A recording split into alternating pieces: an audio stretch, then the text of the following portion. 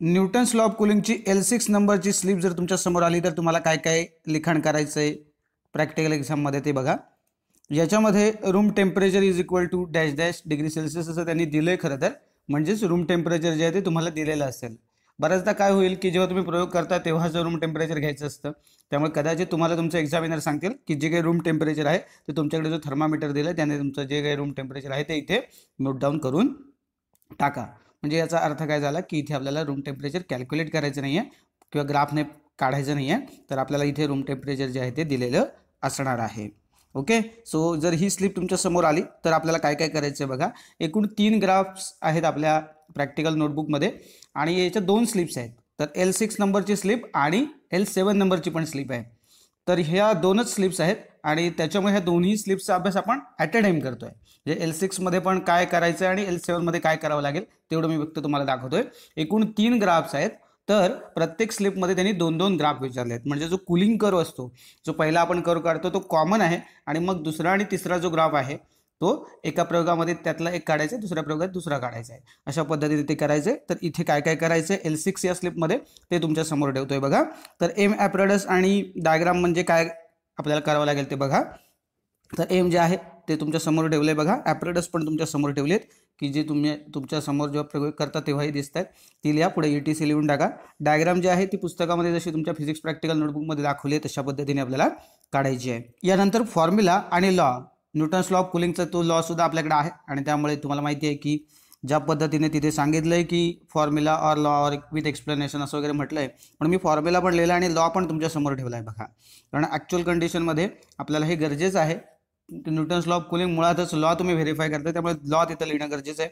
So law सुद्धा तुम्ही लिहाल. ऑब्झर्वेशन्समध्ये जी रेग्युलर तुम्ही ऑब्झर्वेशन्स घेणार आहात म्हणजे स्टॉपवॉच जे आहे त्याचा लिस्ट काउंट, थर्मामीटरचा लिस्ट काउंट आणि टेम्परेचर ऑफ सराउंडिंग जे मी तुम्हाला म्हटलं इथे तुम्ही लिहिता ऑब्झर्वेशनमध्ये. खरं तर ते तुम्हाला जर दिलेलं असेल, अर्थात मी तुम्हाला मगाशी म्हटलं तसं कदाचित ते डायरेक्ट देणार नाही, तुम्हालाच तिथे मेजर करा आत्ताचं जे काही करंट टेम्परेचर आहे ते आणि तिथे लिहा असं होईल. कारण की प्रॅक्टिकल एक्झाम आहे ती वेगवेगळ्या वेळ होणार आहे. समजा एका दिवसात 2 बॅच असतील तर सकाळी प्रयोग करणारा सकाळी 8 वाजता करतोय, तर जो दुपारी करणारा आहे तो 12 वाजता करत असेल तर त्या कंडिशनमध्ये 8 वाजताचं टेम्परेचर आणि 12चं टेम्परेचर काही सेम नसणार आहे. त्यामुळे तुम्हालाच मेजर करायला सांगतील आणि ते तुम्हाला इथे नोट डाऊन करायचं आहे ऑब्झर्वेशन्समध्ये. त्यानंतर ऑब्झर्वेशन टेबल हे जे मागच्या पूर्ण प्रयोगामध्ये मी दाखवलं आहे. आपण न्यूटन्स लॉ ऑफ कूलिंगचा जो मेन एक्सपेरिमेंट आहे त्याचे 2 पार्ट केले आहेत बघा. ज्याच्यामध्ये पहिल्या याच्यामध्ये सगळे ऑब्झर्वेशन्स आणि पहिला फक्त कूलिंग कर्व दाखवला होता आणि जो दुसरा पार्ट होता ज्याच्यामध्ये दुसरा आणि तिसरा ग्राफ दाखवला आहे, म्हणजे प्रत्यक्षामध्ये काढून दाखवला आहे बघा मी. तर या दोन्ही जे पार्ट आहेत त्याची जी काही लिंक आहे ती मी तुम्हाला डिस्क्रिप्शन बॉक्समध्ये देऊन ठेवेन, म्हणजे ते ग्राफ कसे काढायचे आहेत ते तुम्हाला तिथून बघता येतील. त्यामुळे इथे मी प्रत्यक्ष ग्राफ काढून दाखवणार नाहीत, पण कुठले ग्राफ तिथे काढायचे आहेत ते मात्र मी तुम्हाला सांगणार आहे. सो ऑब्झर्वेशन टेबलमध्ये ही जे आहे टाईम जसं पुढे जातो तसं टेम्परेचर जे पाण्याचं जे कूलिंगचं आहे ते कशा पद्धतीने आहे ते तुमच्यासमोर ठेवलं आहे बघा. हे सुद्धा मागच्याच प्रयोगांमध्ये जे घेतली होती रिडिंग्स तीच आहेत, त्यामुळे प्रत्येक वेळेला हे सेम तसंच राहील असं नाही, कारण की वातावरण बदलतं आहे बघा. रिडिंग्स जी आहेत ती तशीच्या तशी येतील असं नाही, कारण हिवाळ्यात वेगळं रिडिंग येईल, उन्हाळ्यात थोडंसं वेगळं येईल, कारण कूलिंगचा रेट हा त्या वेळेला बदलेल हे लक्षात घ्या. आणि त्याच्यानुसार बघा हे टाईमप्रमाणे मी ह्याचं टेम्परेचर जे नोट डाऊन करून घेतले हे बघा. हे या पद्धतीने लिहायचं आहे. हीच रिडिंग लिहायची नाही आहेत, नाही तर पाठ करून रिडिंग लिहाल तर तिथे जी काही रिडिंग येतील ती फक्त तुम्हाला घ्यायची आहेत. हे 19 मिनिटांपर्यंत, हे 24 मिनिट आणि मग त्याच्यानंतर हे 29 मिनिटांपर्यंत. मध्येच एकदा प्रॉब्लेम झाला तिथे डायफ्रॅक्शन ग्रेटिंगचं ती स्लाईड येऊन गेली बघा. तर हे न्यूटन्स लॉ ऑफ कूलिंगचंच आहे, एवढं लक्षात ठेवा. ओके, सो हे ऑब्झर्वेशन टेबल आहे आपलं. आणि याच्यानंतर ऑब्झर्वेशन टेबल जे सेकंड आहे ज्याच्यामध्ये आपल्याला प्रत्यक्षामध्ये ग्राफसाठी आपल्याला पुन्हा एकदा एक दुसरं टेबल करावं लागतं. कारण की जो पहिल्याचा ऑब्झर्वेशन जे आपण बघितलं पहिला ऑब्झर्वेशन टेबल त्याच्यावरून पहिला ग्राफ जो कूलिंग कर्वचा आहे तो काढतो आणि त्यानंतर जो दुसरा ग्राफ आहे त्याच्यासाठी आपल्याला हे टेबल लागतं. ओके, सो हे टेबल तुम्ही फायनलाइज करून घ्याल. टेम्परेचर थिटा आहे, नंतर d(θ/dt) आणि θ-θ0 हे सगळं कसं काढलं आहे ते सगळं डिस्क्रिप्शन त्या याच्यामध्ये आहे प्रयोगामध्ये, त्यामुळे त्याच्यामध्ये मी वेळ काढत नाही. सो हे तुम्हाला तिथे लिहायचं आहे. हे ऑब्झर्वेशन टेबल येईल आणि त्याच्यानंतर ग्राफ जे आहे ते 2 ग्राफ काढायचे. पहिला जो कूलिंग कर्वचा आहे ते सांगितला मी तसा हा पहिला ग्राफ काढाल थीटा अगेन्स्ट टीचा, जो तुम्हाला मी डिस्क्रिप्शन बॉक्समध्ये जी आता लिंक देईन त्यातल्या पहिल्या पार्टमध्ये आहे ते लिहिलं बघा. Graph showed in the first part of main experiment. So त्याची लिंक मी तुम्हाला देऊन ठेवेन. जो पहिला एकच ग्राफ आहे त्याच्या ह्याच्यामध्ये, तर त्याच्यामध्ये सगळ्यात शेवटी तो तुम्हाला ग्राफ मिळेल. तर हा ग्राफ जो कूलिंग कर्व ज्याला आपण म्हणतो तो तुम्हाला काढायचा आहे. आणि ही जर स्लिप असेल तर दुसरा ग्राफ कुठला काढायचा आहे बघा. तर second graph showed in the second part of main experiment, म्हणजे न्यूटन्स लॉ ऑफ कूलिंगची जी मी तुम्हाला डिस्क्रिप्शनमध्ये जी दुसरी लिंक दिली आहे ओके सेकंड पार्टची, त्याच्यामध्ये एकूण 2 ग्राफ्स आहेत. दुसरा आणि तिसरा, बरोबर ना, पुस्तकामधला. तर तो actually second graph shown in the second part असं म्हटलंय. आणि पुन्हा ब्रॅकेटमध्ये मी लिहून ठेवलं, it is the third graph given in the physics practical handbook. So प्रत्यक्षामध्ये जर तुम्ही बघितलात तर तुमच्या लक्षात येईल की पुस्तकामध्ये जे 3 ग्राफ काढायला सांगितले त्यातला तिसरा ग्राफ आपल्याला काढायचा, म्हणजे पहिला कॉमन आहे बघा, लक्षात ठेवा. पहिला जो कुलिंग कर्व आहे नंबर 1चा ग्राफ तो काढायचा आहे आणि तिसरा ग्राफ काढायचा आहे जर ही स्लिप असेल तर. म्हणजे पहिल्या स्लिपसाठी, म्हणजे जी काय आपण L6 म्हणतोय, या स्लिपसाठी पहिला आणि तिसरा ग्राफ काढायचा आहे. ओके.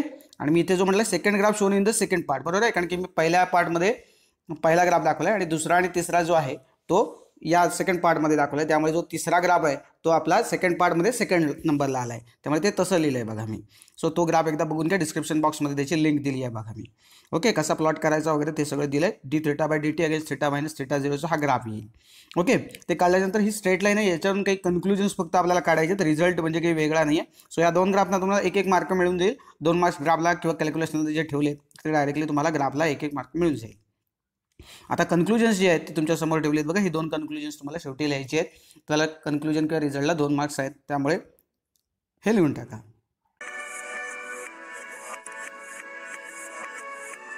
याच्यानंतर तुमच्या समोर लगेचच मी काय करतोय, पुढची स्लिप जी आहे ती ठेवतो बघा, जी L7 नंबरची स्लिप आहे आणि ज्याच्यामध्ये त्यांनी hence determine the room temperature असं पण म्हटलंय. सो त्याच्यामुळे काय करायचं आहे, आपल्याला एममध्ये थोडंसं आपण बदल करणार आहोत. काय पद्धतीने एम असेल ते बघा, याच्यामध्ये दाखवतो तुम्हाला मी. एम जो आहे तो तुमच्या समोर ठेवला आहे. And to find the room temperature असं फक्त ॲड केलं आहे मी. ॲपरेटस मी तुम्हाला म्हटलं तसं समोर जे दिसतात ती ॲपरेटस लिहाल. डायग्राम जे पुस्तकामध्ये काढून दाखवले आहे तुमच्या फिजिक्स प्रॅक्टिकलच्या, ती तशीच्या तशी डायग्राम काढून टाका. आणि त्याच्यानंतर फॉर्म्युला मगाशी मी म्हटलं तसं इथे फॉर्म्युला, इथे चुकून पुन्हा एकदा फॉर्म्युला झालं बघा, तेवढं फक्त फॉर्म्युलाच्या ऐवजी इथे लॉ म्हणा. ओके. हे बघा, इथे फॉर्म्युलाच्या इथे चुकून पुन्हा प्रिंट करताना मी इथे फॉर्म्युला लिहिलं चुकून, आणि थोडक्यात ते कॉपी पेस्ट झालं आहे. आणि त्याच्यामुळे ते फॉर्म्युलाच्या ऐवजी तिथे फक्त तुम्ही लॉ करून घ्या, इथे जिथे फॉर्म्युला लिहिला आहे तिथे. आणि हा न्यूटन्स लॉ ऑफ कूलिंग आहे आपला. सो हे दोन्ही हे लिहून टाकाल. ऑब्झर्वेशन जे आहे इथे मात्र 2च ऑब्झर्वेशन येतील बघा. जो तिसरं जे ऑब्झर्वेशन होतं रूम टेम्परेचरचं, ते इथे घेण्याची गरज नाही, कारण का रूम टेम्परेचर आपण बायग्राफ काढतो. इथे लिहून ठेवलात तरी हरकत नाही सुरुवातीचं मेजर केलेलं, पण प्रॉब्लेम काय होईल, मग ते मिसमॅच होणारच आहे.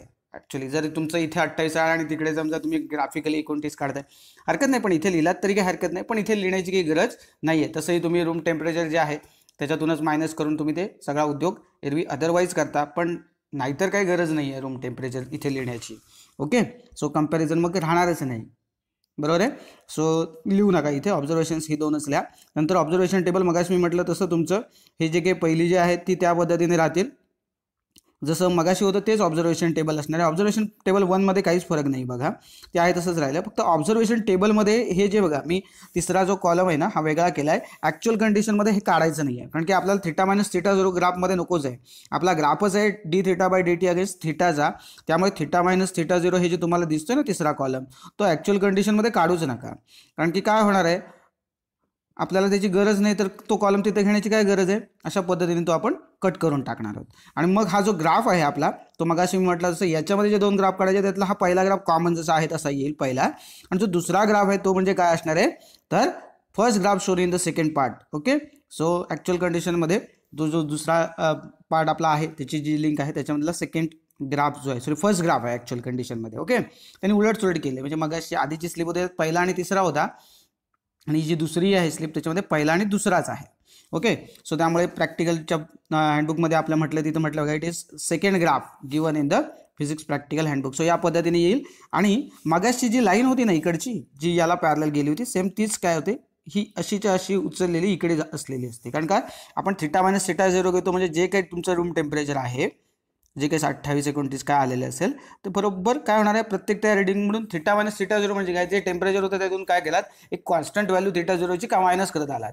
म्हणजे जर ग्राफ एरवी अदरवाईज काढलात तर हे बघा, ही लाईन आणि ती जी मगाशी आली होती जी ओरिजिनहून पास झाली ती त्याला बरोबर पॅरलल असेल. सो इथे ॲक्च्युली ती ओरिजिनमधून जात नाही आहे बघा, dθ/dt अगेन्स्ट θचा जर ग्राफ काढलात तर. आणि मग तो जिथे एक्स ॲक्सेसला जिथे छेदतो ते तुम्हाला काय देऊन जाईल, तर रूम टेम्परेचर म्हणजे θ0. रूम टेम्परेचर म्हणजेच टेम्परेचर ऑफ सराउंडिंग्स हे लक्षात ठेवा. सो हे θ0ची व्हॅल्यू तो तुम्हाला देऊन जाईल. आणि मग तुमचा रिझल्ट कशा पद्धतीने राहील बघा, तर जे काही कन्क्लुजन आहे तुमचं ते पहिलं मी कन्क्लुजन लिहिलं आहे, जो कुलिंग कर्व जो आहे आपला तो कशा पद्धतीने आहे तो, आणि सेकंड याच्यामध्ये मी रूम टेम्परेचर लिहिलं आहे. इथे मी लिहिलं नाही हा आकडा, खरं तर 28 डिग्री सेल्सिअस आला आहे, तर तुम्ही तो ग्राफ बघितलात आपल्या सेकंड पार्टमधला तो, तर तुमच्या लक्षात येईल की तो 28 डिग्री सेल्सिअस येतो. आता हे मी इथे 28 का नाही लिहिलं, कारण की कधी कधी तुम्ही पाठ करता आणि तेच लिहून टाकता, म्हणजे प्रत्येक वेळेला रूम टेम्परेचर 28 डिग्री सेल्सिअस असणार आहे का, प्रत्येक वेगवेगळ्या ठिकाणी तुम्ही प्रयोग करताय, त्यामुळे त्या ठिकाणचं रूम टेम्परेचर हे प्रत्येक सगळीकडचं सारखं नाही आहे, बरोबर ना. वेगवेगळ्या शहरांमध्ये वेगवेगळ्या वेळी ते वेगवेगळं असणार आहेत हे लक्षात ठेवा. त्यामुळे तिथे जिथे शहर आहे ते तुमचं रूम टेम्परेचर हा तुमचा रिझल्ट असेल हे लक्षात ठेवा.